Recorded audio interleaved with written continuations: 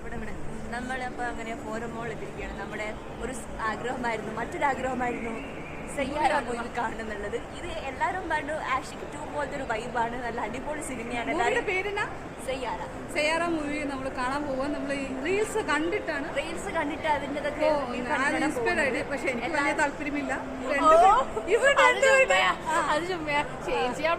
നമുക്ക് മൂവി കാണാൻ പോയാലോ. ഞാൻ പറഞ്ഞതും ചാടി കയറി യെസ് എന്ന് പറഞ്ഞു. അപ്പൊ അത് പറയേണ്ട ആവശ്യമില്ല. നമ്മള് സീരിയസ്ലി പറയുകയാണെങ്കിൽ പി ജിയിൽ ഇരിക്കുമ്പോൾ നമുക്ക് ബോറിംഗ് തോന്നും.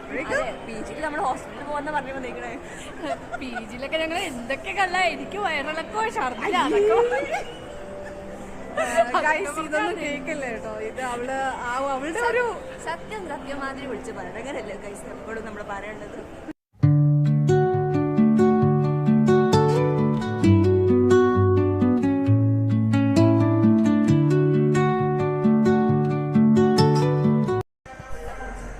വെള്ളമെല്ലാം കുടിച്ചു. ഇനി ഞങ്ങള് തിയേറ്റർ അന്വേഷിക്കുക. ഓഡി നമ്പർ 5 ആണ് വരുന്നത്.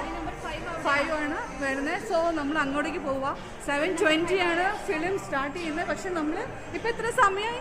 ഇപ്പൊ കഴിഞ്ഞ് 7:20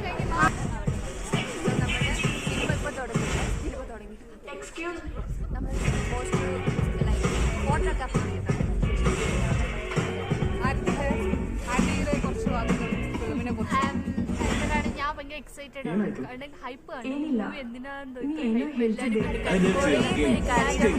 ഞങ്ങള് കുറെ പേര് കരയണോന്നൊക്കെ കുറച്ച് അടുപ്പിച്ചല്ലേ ഇത്രയും.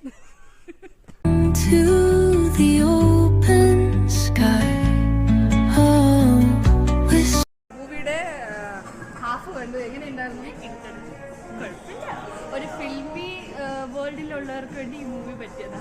നമ്മളൊക്കെ പ്രാക്ടിക്കൽ പക്ഷെ ആ പെണ്ണിന് അഴിച്ചു ബസ് എടുക്കും. അല്ലല്ല, ഫിൽമി വേൾഡിലുള്ളവർക്ക് വേണ്ടി ഈ മൂവി നല്ലതാ. പക്ഷേ നമ്മൾ പ്രാക്ടിക്കലി ലീവിയുടെ വരും. നമുക്ക് ഈ മൂവി ഒന്നും പറ്റിയത് പ്രാക്ടിക്കലി ഒരു മൂവി നമുക്ക് എടുക്കാൻ പറ്റത്തില്ല. ഏത് അഭിപ്രായം എങ്ങനെയാണ്? ഓവറോൾ എങ്ങനെയാണ്?